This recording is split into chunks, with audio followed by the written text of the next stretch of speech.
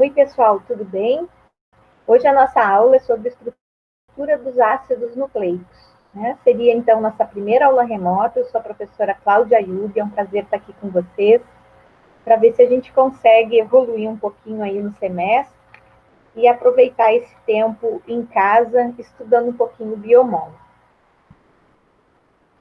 O termo estrutura dos ácidos nucleicos vai ser muito importante para nós no contexto da biologia molecular e da genética também, porque tudo se baseia na estrutura do DNA, na estrutura do RNA, e como essas duas moléculas, então, interagem para levar aquele produto da célula, que é o que faz a célula ter a sua função no ambiente, que são, então, as proteínas. Ok? Vou ter aqui para vocês um breve histórico, tem um referencial da época de Gregor Mendel. Gregor Mendel, aqueles, para quem não se lembra, aquele padre que trabalhava com as ervilhas, né, que tem toda aquela base da genética. Então, nesse período em que Mendel viveu, nós não tínhamos ainda certo algo estrutural que dava aos seres vivos a característica, então, de hereditariedade. Nós sabíamos que existia algo, mas não sabia como era. O DNA, então, essa primeira molécula, esse primeiro estrutura, esse primeiro ácido nucleico, ele foi descoberto só em 69, 1869, enquanto que mais de 80 anos depois, essas funções dessa molécula passou, então, a ser descrita. Aí, então, já em 1944. No entanto, a comprovação definitiva daquilo que poderiam ser essas funções primordiais da molécula do DNA só foi apresentada para a comunidade científica em 1952, enquanto que a estrutura, que é o tema aí da nossa aula, a estrutura dos ácidos nucleicos, passou a ser conhecida, então, pela sociedade científica a partir de 1953 pelos pesquisadores Watson e Crick. Eles não ficaram só na apresentação da estrutura da hélice dupla, não, mas também apresentaram propostas de como essa estrutura, como essa molécula de DNA sofria duplicação e também como que o DNA se relacionava com outro ácido nucleico, o RNA, para a formação, então, das proteínas na célula. Nós sabemos, então, que os ácidos nucleicos, eles são formados por tijolinhos. Esses tijolinhos, eles são compostos, por sua vez, de nucleotídeos. E o que são esses nucleotídeos? Os nucleotídeos são 3 diferentes moléculas que estão ligadas entre si, como vocês podem ver aí na figurinha. Uma molécula, um grupamento fosfato, ligado a um grupamento açúcar, ligado a uma base nitrogenada. No caso do RNA, a mesma coisa, um fosfato ligado a um açúcar, ligado a uma base nitrogenada. O que a gente tem que observar aqui? O termo nucleotídeo, então, confere a ligação desses 3 elementos, sendo que a base nitrogenada sempre ligada ao carbono 1 dessa pentose, desse açúcar de 5 carbonos, o carbono 5 sempre ligado ao grupamento fosfato. E aí nós temos, então, as ligações ditas fosfodiéster e as ligações glicosídeo. Ok? Quando eu tenho, então, os 3 elementos associados, eu chamo de nucleotídeo. Quando eu tenho apenas 2 elementos associados, no caso o açúcar e a base, sem o grupamento fosfato, eu chamo isso de nucleosídeo. Ok? Tranquilo, né? Essa parte é bem básica, bem molecular. Nós temos aqui a diferença da pentose. A pentose no RNA e a pentose no DNA. Observem bem as duas figurinhas e vocês têm uma coloração diferente na ligação aí do carbono 2, que mostra onde elas diferem entre si. Já localizaram? Muito bem. E é por isso, então, que essa se chama desoxirribose. Olha a diferença dela, né? Tá faltando aqui o oxigênio ligado ao seu respectivo hidrogênio. Bom, quanto às bases nitrogenadas que compõem os ácidos nucleicos, essas bases nitrogenadas, elas são de dois tipos, ou de dois grandes grupos. O grupo das pirimidinas e o grupo das purinas. Observem também que a estrutura delas é diferente. Eu tenho aqui um anel e aqui eu tenho composição por dois anéis heterocíclicos, ok? A pirimidina, então, ela representa para nós aqui as bases nitrogenadas citosina, timina e só citosina e timina. E a uracila, no caso do RNA. Então, vamos de novo. Citosina e timina no DNA e a uracila e a citosina no RNA. Então, quais são as bases pirimídicas? Citosina, timina e uracila. Tá? E quais são as bases púricas? Todas as que restaram. Quem são elas? Adenina e a guanina, que estão tanto no DNA quanto no RNA. Okay? São bases, então, que estão presentes nos dois ácidos nucleicos. Então, nós temos aqui a representação das purinas, adeninas e guaninas, e as pirimidinas, citosinas, timinas e uracilas. O nucleosídeo formado, então, com a adenina, ele passa a ser chamado de adenosina ou desoxiadenosina, no caso do DNA. A guanina vai passar a ser chamada de desoxiguanosina. E assim por diante, conforme vocês estão observando, estão conseguindo observar aqui no nosso slide. Citosina, desoxicitidina, timina, timidina e a uracila, uridina. Okay? No caso do nucleotídeo, a desoxiadenosina passa a ser desoxiadenilato, a desoxiguanosina, desoxiguanilato. Então, as nomenclaturas mudam um pouquinho, ok? Tanto no DNA como para o RNA. Então, no RNA é guanilato, no DNA, desoxiguanilato, né? Levando o nome do seu açúcar representante, tá bom? Esses slides todos que eu estou passando, eles ficam um pouquinho ruins de leitura quando a gente faz essa gravação no Meet, mas vocês têm os slides na nossa pastinha lá, é só clicar em aula 1, que todo o material está disponível lá para vocês, certo? O nosso próximo slide, então, são as ligações, né? Nós já falamos lá no primeiro bloquinho, a ligação glicosídica, então, é essa ligação covalente estabelecida com o carbono 1 da pentose e o nitrogênio 1 das pirimidinas, como a gente pode ver aqui na figurinha, ou com o nitrogênio 9, quando o caso da ligação é com uma purina, bem? Isso também é uma regrinha, é chatinha, mas é importante para nós quando nós formos falar depois na duplicação, na transcrição, onde é que as enzimas cortam, onde elas leem. Então, é interessante a gente ter essa visualização química para depois compreender como é que essas enzimas caminham sobre as fitas do DNA e do RNA. A ligação fosfodiéster é uma ligação covalente, né, estabelecida, então, entre o carbono 3 do nucleotídeo e o fosfato ligado ao carbono 5 do nucleotídeo seguinte.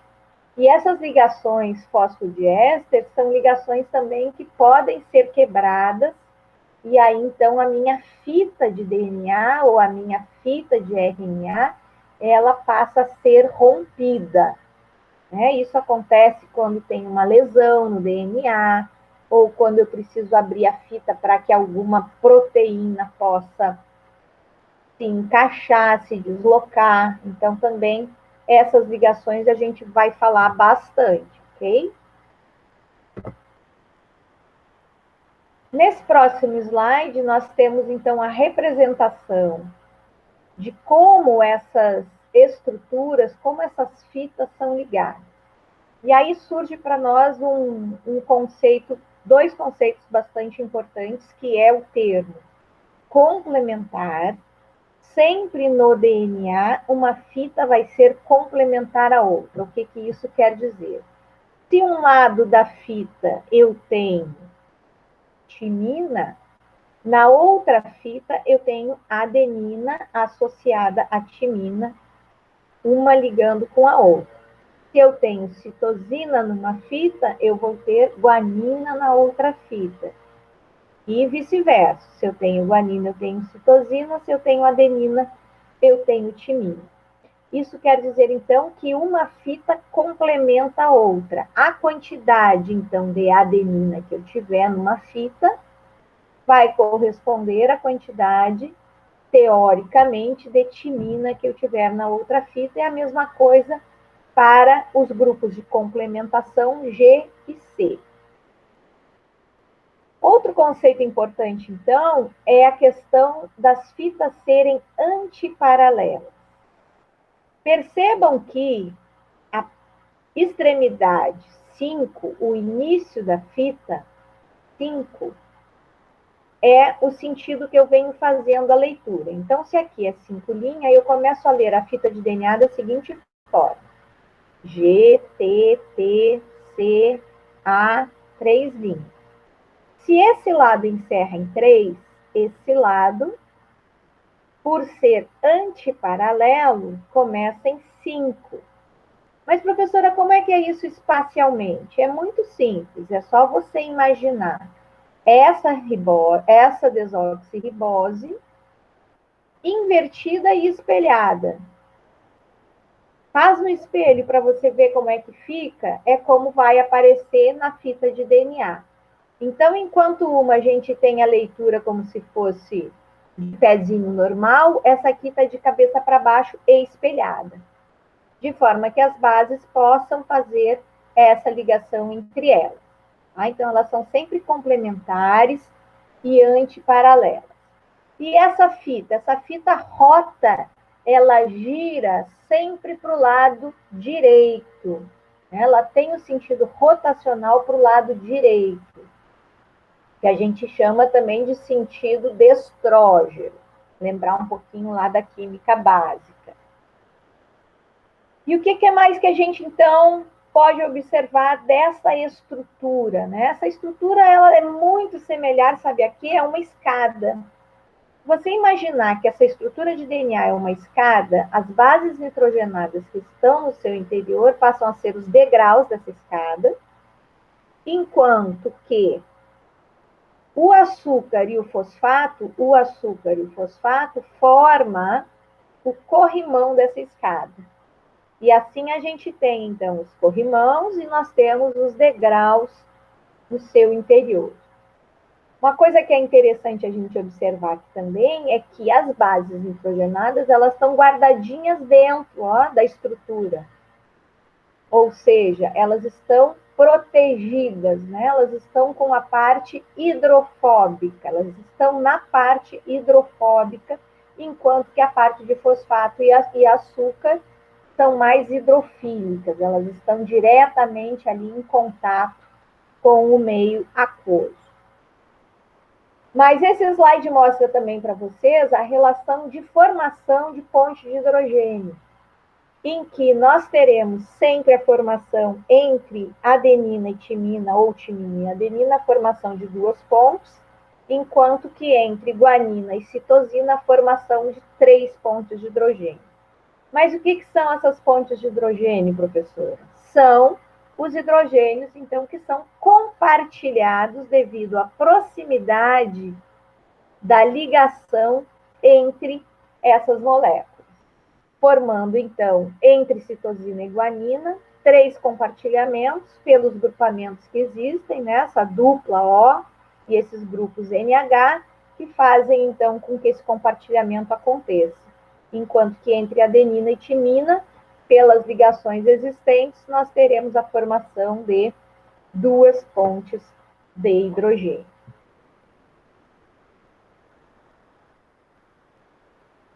Nesse próximo slide, aparece uma região que nós chamamos de sulco. Em função da torção, do tipo de torção que o DNA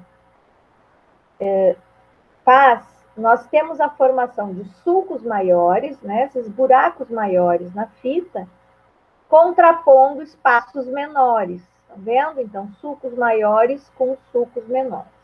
Esses sulcos maiores são extremamente importantes porque é por onde as proteínas que devem se associar ao DNA vão estar ligadas. Geralmente é nisso daí, nessas cavidades. E as duas cavidades, então, são denominadas cavidades maior e cavidade menor. Principalmente na maior, então, as bases elas estão mais expostas ao meio solvente. E assim elas passam a ser quimicamente distinguíveis. Assim, as moléculas, em geral as proteínas, que interagem com sequências específicas de bases, elas conseguem identificar essas sequências sem precisar romper a estrutura da hélice dupla. Né? Então, sem precisar quebrar aquelas ligações fosfodiéster que nós falamos. De uma forma geral, então, as fortes cargas negativas do grupamento fosfato das cadeias fosfodiéster, das duas fitas, tá? Elas tendem a uma repulsão, porque elas são carregadas negativamente. Mas um conjunto de forças age que gera uma estabilidade na estrutura da hélice dupla do DNA. Então, é fundamental que essas forças sejam fortes o suficiente para manter a integridade desta hélice, que deve também permitir a flexibilidade conformacional essencial para a atividade do DNA. Principalmente essas forças são o empilhamento das bases internas, que gera, então, ligação entre elas, são ligações bastante fracas, ligações do tipo de forças de Van der Waals, mas aditivamente elas geram essa estabilidade para a fita, e as cadeias de açúcar e fosfato, né, que vão interagir com cátions magnésio, que são positivos. Então, como eu falei, se esse corrimão ele é negativo, ele vai atrair moléculas positivas, que vai permitir, então, uma certa estabilidade à nossa estrutura de DNA. Ok? Não se assustem se alguém falar que está chegando uma turminha em casa, é assim que a aula online acontece.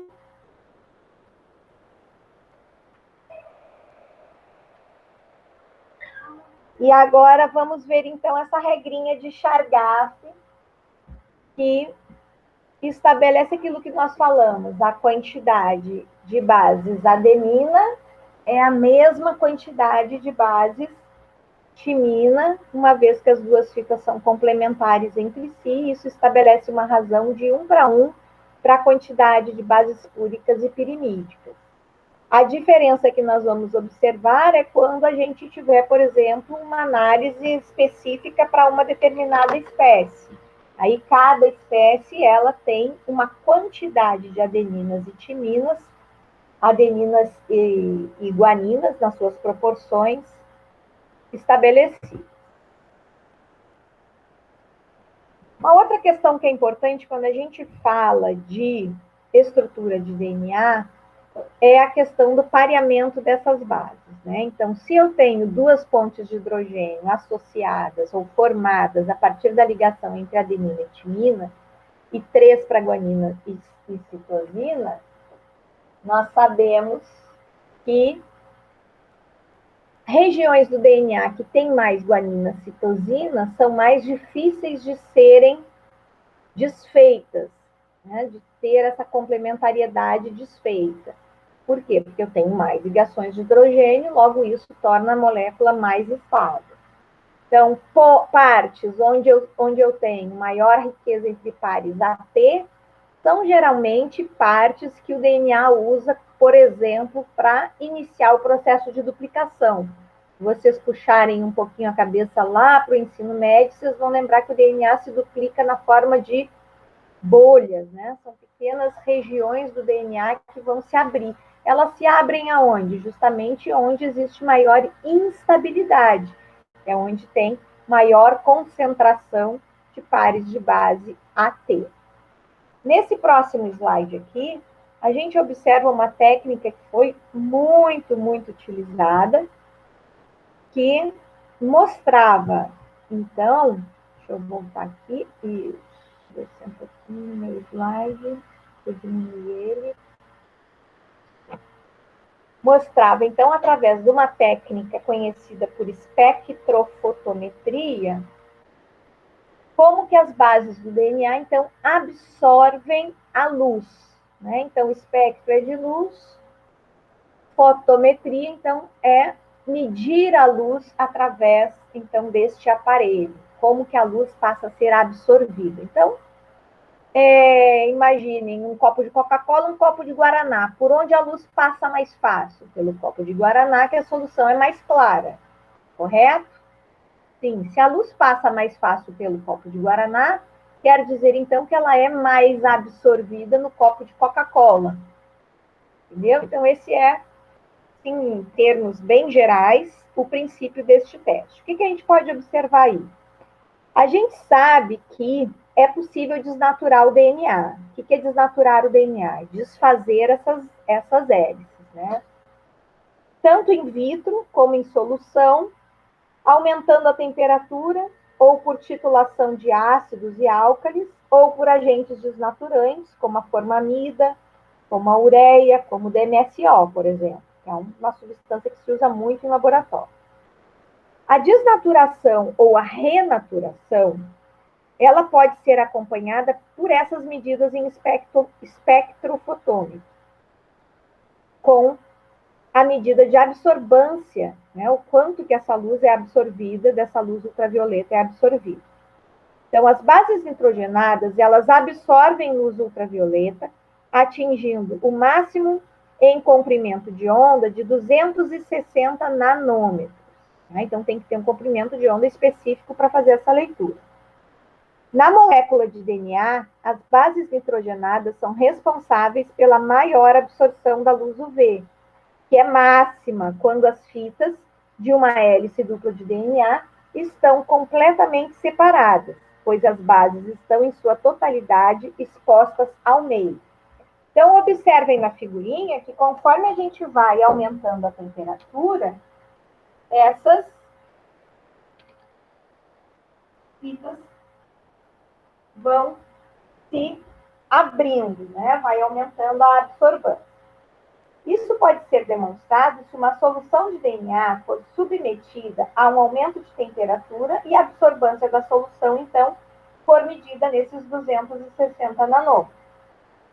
A absorvância, ela aumenta com a temperatura até o momento em que as fitas se separam completamente, quando se registra, então, a absorvância máxima. Para esse efeito, então, nós chamamos de efeito hipercrômico. Está mostrado bem claro aí na figurinha letra A. E ela vai permanecer constante mesmo que a temperatura continue aumentando. A temperatura, então, em que 50% do DNA está desnaturado, nós chamamos de temperatura média de fusão, que é esse TM, como está mostrado em ambas figuras. Esse valor de TM ele é extremamente importante, porque é com ele que a gente vai depois determinar o percentual de bases nitrogenadas GC e AT através dessa fórmula simples. O efeito inverso, ou seja, a renaturação, também pode ser acompanhado dessa forma. Assim, se essa solução de DNA for totalmente desnaturada, for resfriada de forma gradativa, as cadeias complementares vão voltar a formar a hélice dupla e a absorvância da luz UV diminuirá, pois as bases nitrogenadas ficarão menos expostas ao meio e, portanto, absorverão menos luz UV. A redução da absorvância cessa quando a hélice dupla estiver completamente renaturada. Esse anelamento ou hibridização ocorre, em geral, e aí isso é extremamente importante para você, a uma temperatura em torno de 25 graus abaixo da TM. Tá? Não é uma regra, mas é algo assim bem geral. Bom, então, quanto maior for a porcentagem de GC, né, que seria esse índice de GC ou porcento de GC, maior vai ser a temperatura necessária para desnaturar a molécula de DNA, como nós já falamos. E, portanto, maior vai ser o valor da TM.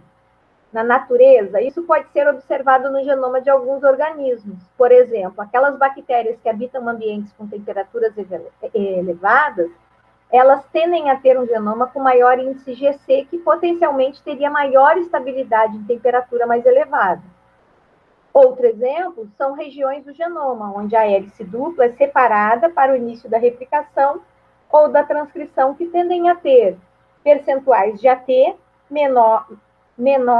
maiores em relação a GC, facilitando a abertura ou a separação das cadeias de hélice dupla. Então, é possível calcular o conteúdo de GC ou AT de um dado DNA a partir do valor da sua TM, determinado de forma experimental, utilizando esta equação que vocês estão vendo aqui. Ok? Assim como eu posso calcular também o tamanho do genoma de um determinado indivíduo, se eu conhecer o de um. Então, se eu sei que o genoma de E. coli tem em torno de 4,2 10⁻⁶ pares de base, eu faço uma regrinha de 3, sabendo qual é o cálculo,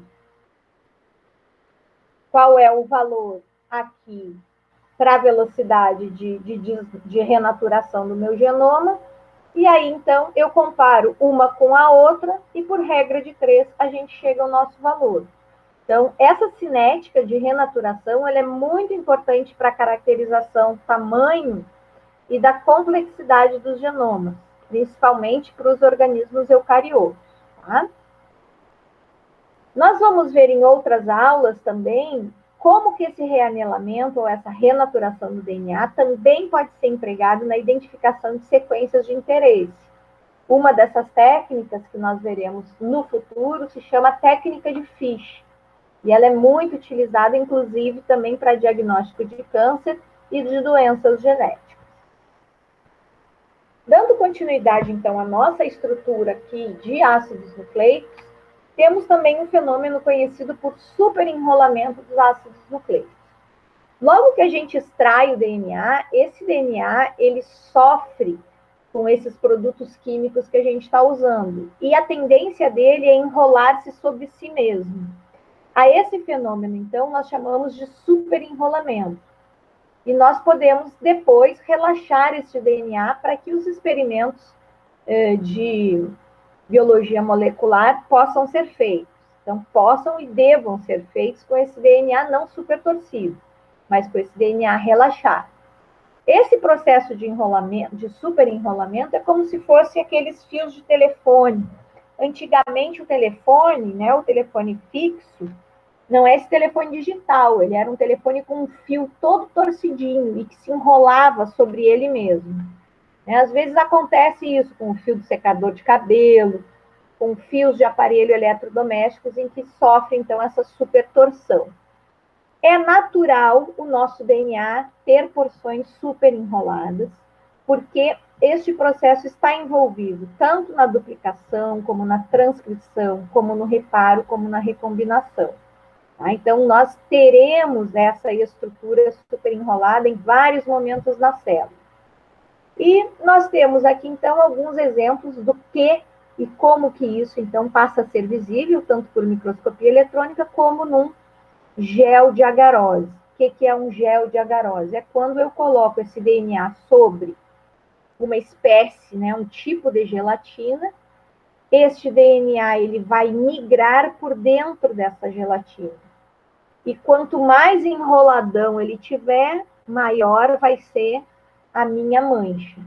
E conforme eu faço tratamentos com esse DNA, ele vai ficando mais linearizado, tá? Então, é só mais um terminho, mais um nome aí para a biologia, que é lotada de nomes, né? Mas para quem gosta, vai acrescentando aí no cantinho do cérebro e vai guardando. As topoisomerases, outro nome bonitão e tem a ver com superenrolamento. Na verdade, as topoisomerases, elas são enzimas que vão diminuir essas tensões, diminuir o superenrolamento que está ou adiante ou antes dessa topoisomerase, ok? E essas topoisomerases, elas, então, fazem exatamente o quê? Elas quebram uma das ligações. Então, vocês imaginem, vamos imaginar aqui um elástico, tá? Você vai pegar uma ponta do elástico numa mão, na outra, e vai torcer esse elástico. Está torcendo aí mentalmente, ele não está enrolando sobre ele mesmo? Agora, vamos imaginar que este elástico vai sofrer um corte, mas eu não vou soltar ele de vez. Esse corte vai ser tipo uma pinça que vai segurar as pontinhas. Este é o papel da topoisomerase. Quando ela corta, diminui a tensão desse enrolamento. E, ao mesmo tempo, ela segura aquela fita, que é para aquela fita não ficar solta no mundo ali. Então, isso é o que ela faz. Depois vocês podem olhar a figurinha com mais atenção. Ela, então, quebra a união de ligação fosfodiéster da fita, se mantém presa ali segurando e mantém o grau de enrolamento num lado ou no outro lado, adiante dela ou antes dela, como a gente falou, tá? Todas as células têm topoisomerases, sendo bactéria, sendo eucarioto, tudo tem topoisomerases, pelo menos um tipo, tá? Então, as topoisomerases, elas são do tipo 1 e do tipo 2, e cada uma tem subtipos. Ah, e aqui tem, então, a atividade que ela faz. Então, algumas cortam uma das fitas, que é, no caso, a tipo 1, e a do tipo 2, ela quebra, ela faz o corte nas duas fitas do DNA, gerando, então, maior grau de relaxamento do que a do tipo 1, certo? Então, topoisomerases, função, relaxamento das superporções. Já estamos finalizando. Aqui nós temos, acho que é o último slide a respeito de DNA, daí a gente começa agora no RNA, as formas do DNA. Então, foram observadas através de uma técnica chamada cristalografia de raio-x, foi a mesma que o Watson e Crick usaram para demonstrar a relação da hélice, né? E se verifica, então, que naturalmente o nosso DNA ele pode estar sob três formas: o DNA do tipo A, DNA B e DNA Z, ok? O DNA, então, independente da sua forma, ele vai estar na estrutura de hélice dupla, ele vai estar pareado e ele vai conter as mesmas informações. Não se preocupe que nada disso é perdido. Mas o que muda então, professora? Ah, muda, você pode observar aí na figura, como que ele está na sua conformação, como que ele está na sua espessura e quantos pares de base eu consigo manter em cada volta maior, certo? E aí, consequentemente, como que essas bases estarão, então, mais abertas para o meio externo, de forma que as proteínas possam vê-las, reconhecê-las e se ligarem a elas. Então, o tipo A, ele aparece sempre que o DNA está desidratado. Okay? Quando a gente pega o álcool 70 para matar qualquer micro-organismo que contém o DNA, o papel do álcool 70 é desidratar esse DNA, tornando ele numa forma que as proteínas não conseguem mais se associar a ele. Então, é a forma do tipo A. Tá? Também acontece isso naturalmente quando eu estou formando RNA a partir de uma parte do meu DNA. Naquele momento, aquele pedacinho da estrutura do DNA, ela está não na sua forma B, que é a forma comum, mas na forma A. E quando também eu tenho associação de RNAs com RNA, que a gente já vai falar daqui a pouquinho, tá? Acontece isso. O RNA também pode ser complementar a outra estrutura de RNA. E isso tem uma implicação linda no tratamento de muitas doenças. O DNA do tipo Z, ele é um DNA que vai se formar quando eu tenho um excesso de cátions no meio. Né? E por que ele é do tipo Z? É porque ele faz um tipo zigue-zague. Por isso que levou o nome tipo Z. Essa hélice, ela, em vez de ser para o lado direito, ela torce para o lado esquerdo. E o DNA do tipo Z, ele é um DNA típico que causa, então, uma grande instabilidade genética. O que quer dizer uma instabilidade genética? Uma propensão à quebra, a rupturas das suas pontes fosfodiésteres, tá? E mutações nessas bases que ficam extremamente expostas para o meio externo. Vocês podem observar bem na figura isso.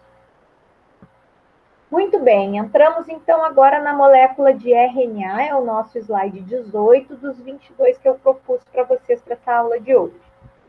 Se vocês observarem, a estrutura é exatamente a mesma coisa que o DNA, exceto que a gente tem aí uma fita simples, né? Nesse caso, o meu RNA, ele está bem linearizado, ele está bem aberto, mas nós temos também extremidade 5' em que a gente começa a fazer a leitura dessa molécula, como adenina, citosina, guanina, uracila, extremidade 3', todas as ligações de nucleotídeos, como a regra básica que a gente viu. Os RNAs, então, têm 3 tipos bastante importantões aí para nós, que são o básico do básico do básico, que é o RNA mensageiro. Qual é a função dele? É carregar a mensagem. É muito simples de gravar, é só pegar pelo nome. Mas quem é que dá a mensagem? A mensagem é dada lá pela estrutura master da nossa célula, que é o DNA, né? Então, o DNA, ele é o livro que traz todas as receitas para fazer qualquer coisa na célula. E o RNA mensageiro é aquela receitinha que me interessa que eu copio, como se fosse isso. Então, é a informação transferida do DNA para que a gente possa fazer as proteínas. O outro RNA são os RNAs ribossômicos. Os RNAs ribossômicos, que têm essa forma, essa estrutura aqui, que é, na verdade, a molécula do ribossomo, como se fosse um pãozinho de hambúrguer, o ribossomo ele é extremamente importante também para caminhar por cima desta fita de RNA mensageiro, também para a produção da proteína. Então, percebam que esses dois vão ter que trabalhar juntos, e vão ter que trabalhar juntos ainda com esse terceiro, que é o RNA transportador, que assume essa forma cruciforme, mas se você esticar essas duas pontinhas aqui, você vai ver que ele também é linear. Mas por que ele assume essa forma, professora? O que você acha? Pensou aí um pouquinho? É porque eu tenho regiões aqui que são complementares entre si. Então, se você observar só isso aqui, você pode até pensar que isso aqui é um DNA, mas não é. Por que não é um DNA? Porque as bases não são de DNA, porque o açúcar não é de DNA, e porque ele vai ter uma função extremamente importante, que é carregar o aminoácido. Então, quando eu juntar mensageiro, ribossomal e o transportador, todos juntos, todos ao mesmo tempo trabalhando, a proteína se forma. Se forma a partir do quê? De cada aminoácido que vai se ligar com outro aminoácido, que vai se ligar com outro aminoácido, que vai se ligar com outro aminoácido, formando, então, o cordão de aminoácidos para formar proteína. Então, esses RNAs são extremamente importantes, vão trabalhar juntos para gerar esse produto final da célula e dar função a ela. Esse slide mostra para vocês, então, essas ligações internas, né? Essas regiões em que existe essa complementariedade, tanto pelas bases internas, quanto algumas estruturas externamente que passam a se associar, dando, então, essas formas que vocês viram. O nosso último slide traz, então, para vocês uma perspectiva do que é o mundo, então, dos RNAs hoje. Tá? Hoje nós sabemos que não tem só o RNA mensageiro ribossomal e o transportador. Existem muitos outros tipos de RNA que eu quero que vocês leiam aí com atenção e que vão também atuar nas nossas células, dando principalmente uma resposta de regulação. O que é uma resposta de regulação? É aquilo que vai fazer com que a resposta da célula seja produzir ou não produzir aquela proteína. Né? Isso é regular. Ou produzir a mais, ou produzir a menos, também é um tipo de regulagem, ok? Então, fiquem por aí por hoje. Eu vou fazer o quiz sobre a estrutura dos ácidos nucleicos. Não esqueçam de preencher. Cada quiz preenchido rende a vocês pontinhos que, ao final do semestre, são somados e, dentro da totalidade de pontos oferecidos, fecha a notinha do semestre com vocês. Muito obrigada, um beijo para todos.